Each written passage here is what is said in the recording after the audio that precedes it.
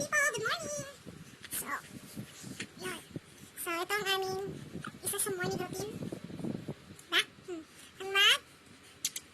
Lambilan. Magkulita. This is all. Diba? This is nagpapakit ng baby ko. Pati mo sila. Good morning, madlang people! I'm Sean A. Oh, wow! Ang galing ng anak ko na. Sanay na siya sa camera. So, sa mga hindi po nakakaalam, pinanganak ko pong premature ang aking baby. 7 months old. Weighing 1.5 kilo. Ay, pounds? Grams? Ano ba yung ano? Pero kanina naman po siya ngayon, no? Hindi na siya halatang preterm baby. 4 months old na po siya ngayon. Nung August 11, na 4 months na siya. Ayos na yung ulo at mga tabi niya. Yan, baby boy po siya, ha? Sis, nagpapakit naman siya. Pakita nilas ka sa camera. Masiyahing baby po ito. Iiyak lang talaga siya kapag gutom na siya or hindi na makuha yung tulog niya, di ba? Agree ka ba? This is... Tapos nag-aaral na siya mag-tamsak. Tamsakin, no? So, pasensya na po kayo sa hagay namin mo pa kasi wala na itong edit-edit dito kami nag-record sa YouTube, eh. Gusto niyo talaga sa kayo nakaharap yung camera namin. Magpipicture kami, talagang grabe ang tingin sa camera. Pag nanonood ako sa YouTube, talagang nakatingin siya, eh. Magagalit ko siya pag hindi niya siya panoorin, eh. Bata pala, may hilig na sa marap sa camera. Like yung Kuya Steven niya dati. Ayaw magpa-picture, ayaw magpa-video, nagkagalit, umiiyak. Eto, go na go. Gusto niya siya lagi yung nakaano sa camera, eh. Nakaharap, eh. Ayan, super itong baby ko. Parang fit siya, and parang lahat siya manununtok, lagi nakaready yung kanyang mga kamao, eh. Natakaw pa, diba? Racist. Racist, yan. Wala na pong edit-edit to, natry kong natural. Wala nang filter-filter pa. Yan lang, ito na kami. Kaya pag napagod yan, nag-bebe na, then matulog. Pagising niya, maligo. Kailangan kasi sa mga preterm baby, kailangan hindi pwede yung sobrang, kaya hindi pa ganun kainit sa labas kasi syempre lamigin yung sila. Diba? So pag medyo mainit sa labas, andun namin siya sa napaligo. Agoy, ang bungad. Ito na yung in. Diba? Yan. Yan kami. Tapos na ako kumain kanina, pumasok na yung kuya na sa school. Tapos yung papa niya, ayun naman, okay, yung Mobile Legends. Lagi po siya sa ML account nyo. Shane, maraming Tetsuborech kasi, maraming mga, hindi ko alam. Sa Shane 13, hindi niya. Ako rin po nag-alaro ng Mobile Legends. Shane, na Shane 29 ako. Ang gusto niya ako sa kanya. Ay, sisi! Yun, kahapon po, nagpa-immunize kami. Hindi naman siya sobrang umiyak ng matagal, pero grabe na iyak niya, pero hindi naman ganun katagal. After niyang naturukan, tulog na siya.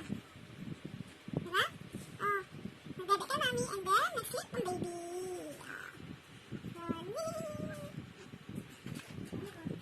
Mother, I'm recording. Sorry, mama ko pala. Ayan, maglalagyan lang kang bro, nakaharutan. Nagkakulitan. Alam niya ito namin lagi mag-ina. Diba? Habang sulitin, habang wala pang work kasi nag-antay ako ng tawag ng mga pinag-applyan ko. Ba? No. Patay na pa. Pagtak-pagtak pa siya. Sino yan ang pogi na yan? Sino yung poging bata niyan? Ay, sino yung chinitang bata niyan? Chinita like mami. Dali, makatapos pa sa mga tao. Hi! Hi! Hello! Kamusta po ang tulog niyo? Sabi, mukha namang hindi naman nilata na okay, di ba? Ay, sis. Ang luso. Ano? Hinahaman mo sila ng sundukan?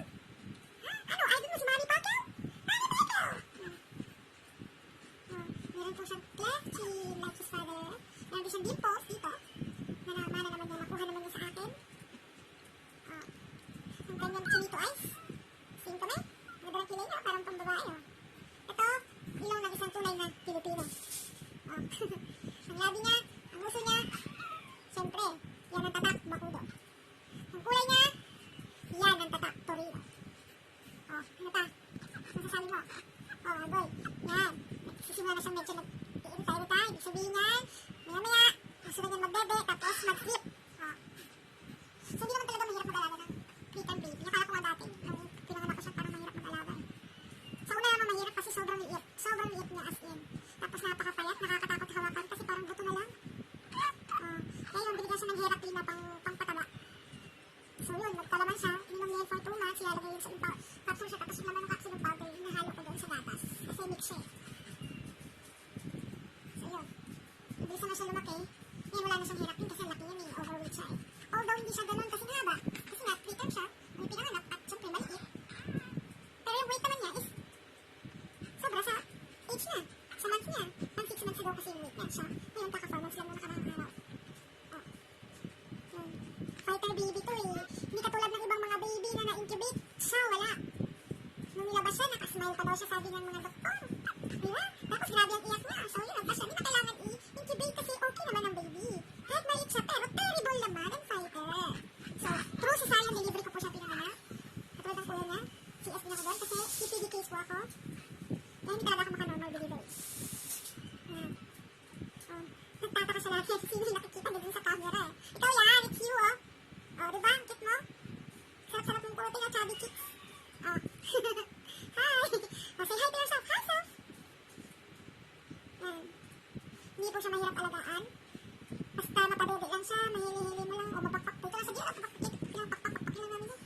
Tulog na siya. Hindi siya mahirap patulogin, hindi siya mahirap alagaan.